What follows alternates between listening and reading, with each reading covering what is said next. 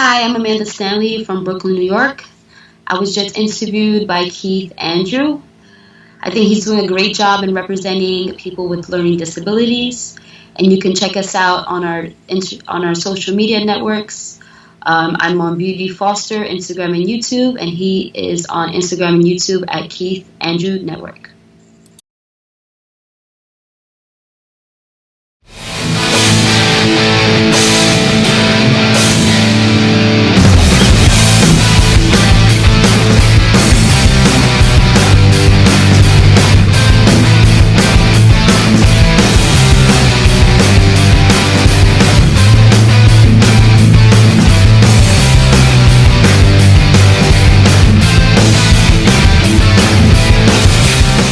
Ladies and gentlemen, welcome to the Keith Andrew Network. Today, it's episode 651, the one and only 651. I'm here with Amanda Stanley. I just want to say thank you for being a guest on my talk show. Thank you for having me, Keith. No, the honor's all mine. For people who want to know what my talk show is about, the whole point of my talk show is to show people that even with having a learning disability, I can still amount to something. And at the same time, I'm able to turn myself out. I'm able to turn myself into an example for people out there dealing with any types of learning disabilities and disabilities to never give up and prove people wrong. Prove to them that labels do not dictate who you are and who you're going to be.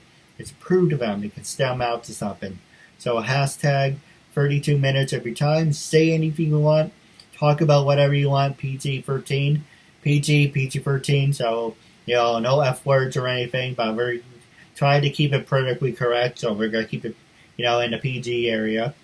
Okay. But for people who want to know who Ms. Amanda is, you are a former talk show host, a professional actress, and a professional model. So the first one I want to ask you is I'm going to ask you some easy questions growing up, then we can go to the hard-hitting ones. Okay. So the first one I want to ask you is, how was life growing up, and when you were in high school or college, what are you, a study nerd or party animal? I was a little bit of both, but I grew up in Brooklyn, New York. I'm a single parent. My mom was a single parent, but thankfully I had the guidance and family support of my grandparents and my aunts and my uncles. I come from a very big Puerto Rican family. My mom is Puerto Rican, my dad is Jamaican. Born and raised in Brooklyn, New York. And it was interesting growing up because we weren't rich at all, but we weren't poor, but we were, we did struggle here and there, but I was never hungry, and my family always made sure that we had food on the table. And the only time I remember maybe like the hot water wasn't working and like we had to probably boil water, but that didn't happen more than probably 3 times. So I'm thankful. And out of the struggle, I think it made me a stronger person. Then in my youth, I went to elementary school in Brooklyn also. Then went up to high school. High school was right across the street from the projects in Sheepshead Bay, Brooklyn. So that was definitely a rough come up and start up, and it taught me to really stand up for myself. I got into fights I didn't want to fight, but I've learned we have to stand up for ourselves, whether it's physically, emotionally. So yeah, I'm not a fighter, but I will kick butt if I have to. You can say yes, that's fine. But I went to SUNY Potsdam, upstate New York, about like 8 hours away from New York City. So I was definitely a fish out of water, out of my natural element. I earned a scholarship through a program based on that I was a minority. I did great on my classes and my grades, so I got a scholarship for my grades and based on my ethnicity. Within the campus, there might have been 30 students of color, which meant the most people of color within the town went to the school. So I was definitely a sore thumb there. I went through moments of racial discrimination, and I will admit, that was back in early 2000s. I was definitely a different person back then. I was more shy, timid. I was really I was always giving people a benefit of doubt, but if I go back to school now, I probably would have crushed it. I would say a year and a half into college, I was pretty much losing my mind and depressed and angry because I didn't fit in, and I had two good friends who weren't brown, but they were Caucasian. I'm still friends with them to this day. We talk on Facebook. But I remember calling my mom and saying, you know what? I hate it here. I need to go home. I don't belong here. So I put my butt on that bus. I paid whatever money I needed to, and I got back to New York. So I kind of like started over in New York. I ventured into makeup artistry, and as I was learning makeup artistry, I learned that I didn't like makeup as much as I did. And but I, at the same time, when I was in SUNY Potsdam, I was studying modern dance and ballet. But throughout my whole life, I've always taken modern ballet or lyrical. So I have extensive training with Martha Graham School of Contemporary Dance. I earned a scholarship with them when I got out of high school, which allowed me to get a scholarship into SUNY Potsdam for the modern dance program. Um, but then coming back to New York and realizing, it's either you go to school, or you work to pay for your living. And at the end of the day, I realized, I need to get a job because I need to pay my rent and my food. And I pretty much moved out my house at the age of like 17. So I've been living on my own since I was 17 and everything.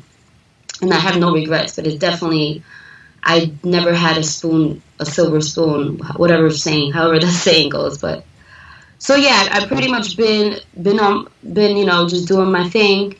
I've always wanted to do some type of journalism. I enjoy writing. I ventured into modeling when I was about maybe 23. I was approached by this women's photography group out of Brooklyn, New York. They saw probably a picture of me on like Facebook. They were like, "We love your natural hair. We want to work with you." I shot with them, and then from there, I just been working as a freelance model, and it's been interesting. But as much as I love modeling, I know that I can do more than that, and I can use the platform of me modeling to talk about things that matter, such as what we're talking about today, or when I did have my radio show this past summer, which hopefully I'm going to be bringing back up this coming year. So yeah, I've just been motivated and reading and getting to know what's going on in the world. I'm not going to lie, there are times when I'm like stuck on my computer reading what's going on, but then you have to take a break from what's going on because it would drive you absolutely mad. So it's just about trying to find that balance. I'm just trying to find that balance with, I guess, finding a balance with like accepting what's going on and like, because I guess I'm really sensitive to things, so I have to give myself a break from like the real drama of life, but it is what it is. I currently lost my job due to the coronavirus. I was waitressing and bartending at a restaurant in Midtown Manhattan. So as of March 15th, 16th, I've been out of, I would say, work. So yeah, that in itself, I would say I was probably depressed and sad for like the first week. But then I was like, you know what, Amanda, I got to pick myself up because no one's going to do it for me except me. So I've been applying for all types of jobs and just praying for the best. But this is a time, I guess, for anyone, whatever's race, status, whatever. It's a time where you have to look within yourself and say, let me get my stuff together and what's my next move. And then this got me thinking, when you hit me up about talking about disabilities, and I would say I have people in my family that have learning disabilities. I would say my stepdad's son, he's about maybe like 6 years old. He has autism. My cousin, she babysits a 2-year-old, and he has signs of autism, but his mom, it's like, how do you approach a parent saying, your kid is beautiful, but he might have autism? Like, it's nobody's call to say that, but within the Black community, I would feel like we are more in denial of our disabilities or what the things that can hold us back because we're embarrassed or we do not have the resources or aware of the resources of resources that can help us. My boyfriend, he has bipolar 1. So he's a genius. He's very smart, but he has his lows of his depression and his highs of his mania.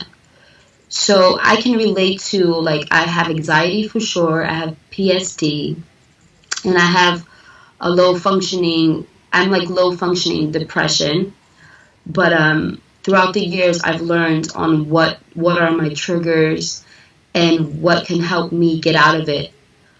But every day is a learning experience, and for sure, sorry, you might hear my roommates. But yeah, it's been interesting, and I love that I can meet people, and like as of 2020, more people are talking about learning disabilities and mental disorders and um, the strengths and weaknesses and how to come out of it and meeting people and talking to other people because it's all about realizing I'm not the only one, you know. And once you realize you're not the only one and you're no longer embarrassed, you want to, you can talk to someone about it. Someone can give you advice. So I just feel like it's an interesting time we live in now.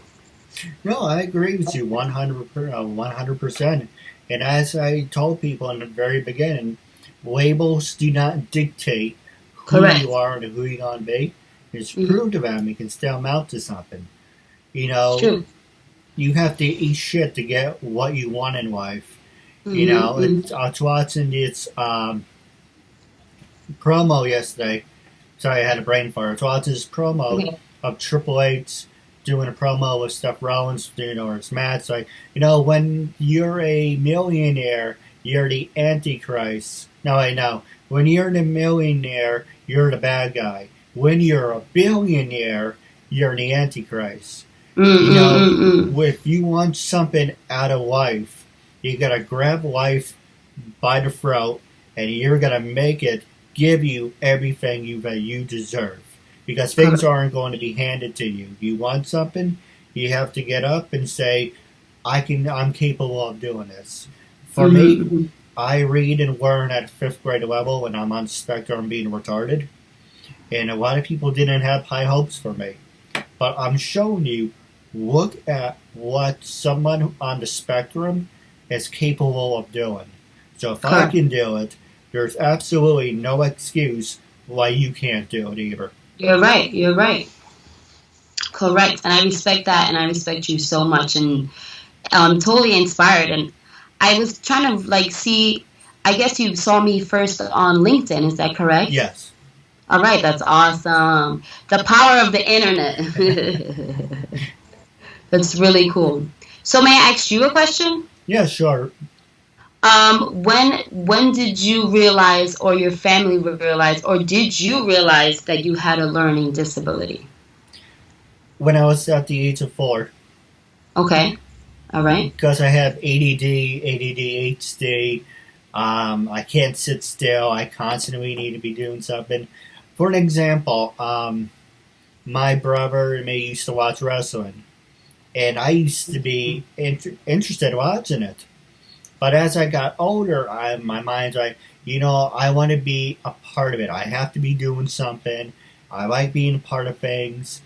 Sitting here trying to kill 2 hours like this, it's kind of like, it's boring. I have to be physically active. I like to be hands-on. I have to make things. Mm-hmm, mm-hmm. So it's a process saying, that I used to play Pokemon Stadium. And one of my favorite games. I was actually thinking about buying N64 just so I can play that game. I know it sounds idiotic, but you're gonna buy an old system for one game. But I used to spend the entire day playing Pokemon Stadium, and I'm like, why can't I do that anymore?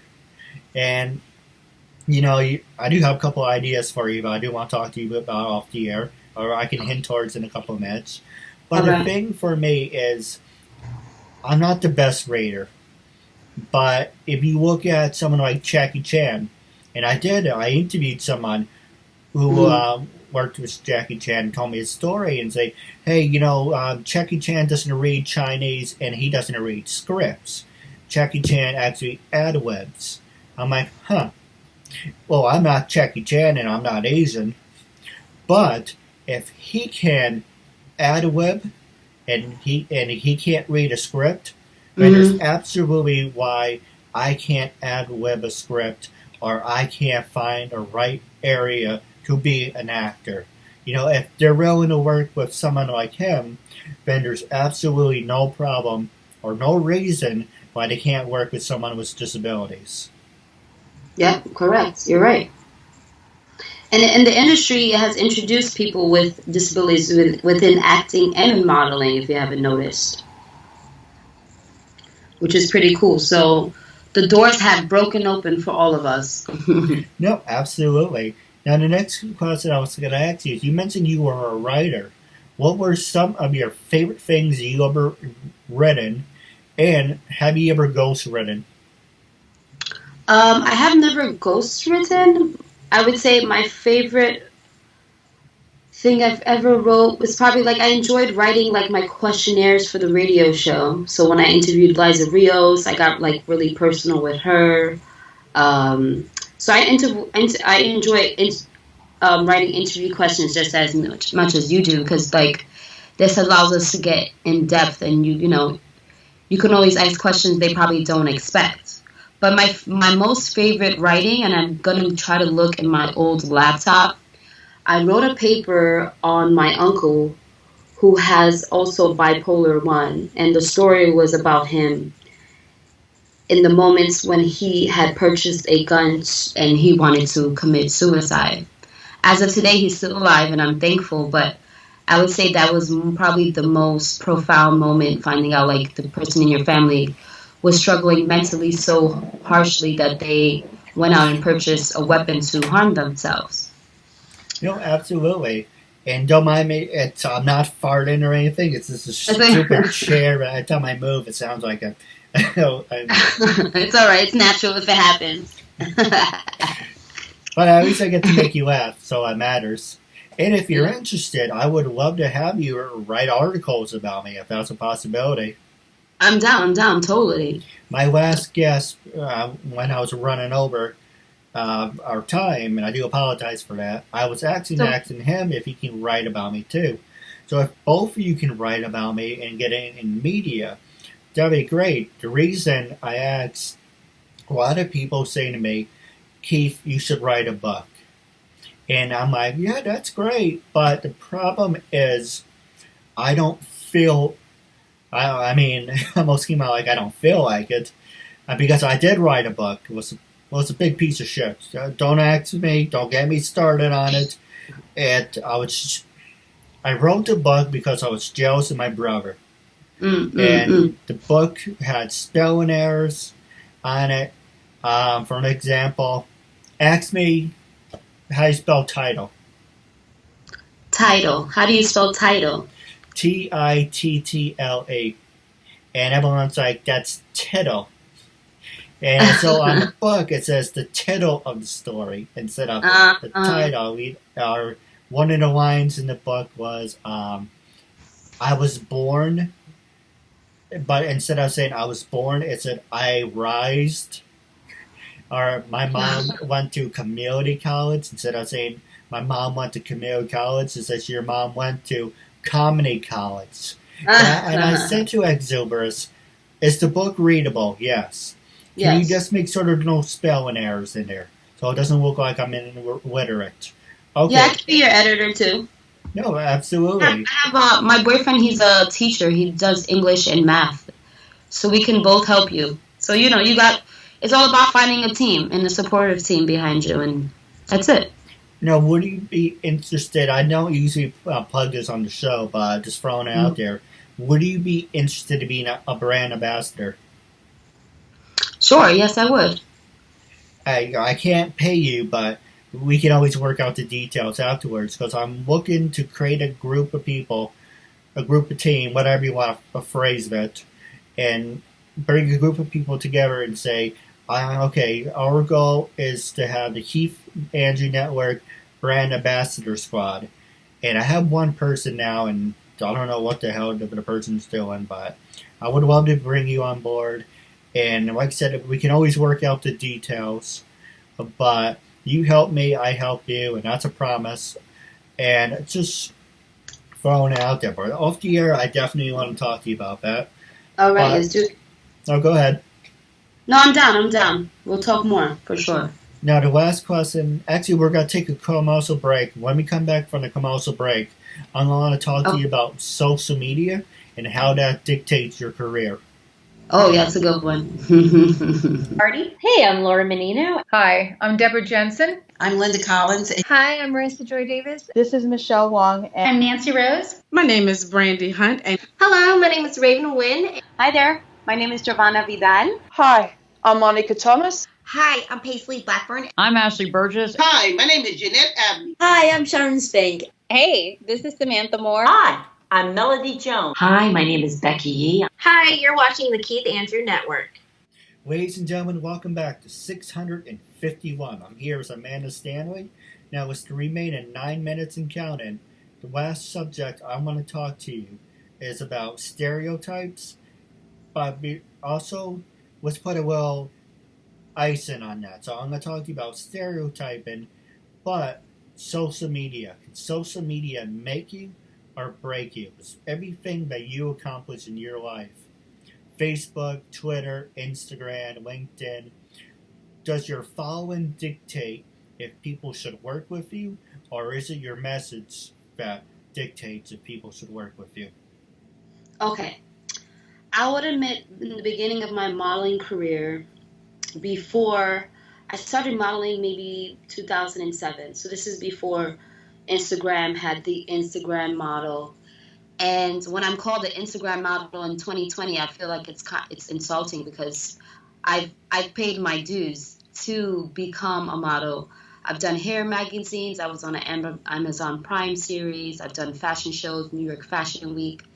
So I don't feel like I'm in the same caliber as an Instagram model. I'm not saying there's nothing wrong with the Instagram model, but Instagram model just says all of us are Instagram models. And the internet, we are our own product. We are our own business. So how you advertise yourself is going to attract that certain audience. So yeah, my work is sexy, is provocative. But then I do realize, like, I do have certain followers that would be like, wow, you're so beautiful, but you're so smart. You know, that's refreshing. And I'd rather be someone call me smart than beautiful, because that's a real compliment than being called. Because what I have out here doesn't mean anything. What I have in my brain and in my heart is what makes me as a person. So, yes, I do use social media as a platform for my modeling, but then I have used it also in talking about real issues and real life stuff, such as Puerto Rico that needed help. And currently today, Puerto Rico did get an earthquake, unfortunately. I'll be posting more about that. I do have a Twitter page, too, that I posted. But social media is such a large platform. We could be talking about more stuff. My goal is to talk about more important stuff and to still incorporate my modeling work. So why can't I be sensual and sexy and still talk about politics? You know, that me being sensual or whatever doesn't mean I'm stupid in the same sense. So yes, social media could help me. Has it broke me? I would say social media, I would have photographers that would hit me up and they were like, hey, I love your work. I've been following your work for years. I would love to work with you. I'm like, well, great. Let me know more details about the assignment. What is this? Is it a paid assignment? Like, send me a modeling contract or a form for, legal issues such as we did for this show. So I've had photographers tell me, oh, I've never paid a model for photo shoot. Why would I ever pay a model for a photo shoot? So when I have people hit me up like that, you know who's professional and who is not. So I've learned since I started, there's a way to go about it to learn who is professional and who's just a guy with a camera. And as of today, we have more people who are just guys with cameras instead of professional photographers. Well, wrapping up our talk show, it was a real honor and privilege having you as a guest. And now, how can people follow you on social media? Wrapping up. All right, I'm on Instagram as Beauty Foster, BeautyFoster. My radio page is the Blessed and Beautiful Radio on Instagram, and I'm on Twitter, same Beauty Foster. I have Tumblr, Beauty Foster, and on my Facebook you can find my modeling page, Beauty Foster also. If you go on my Instagram on Beauty Foster, you can see my links to all my work and all the stuff I'm about. No, absolutely. It was a real honor and privilege having you as a guest. I just want to say thank you for your time. Thank you for having me, Keith.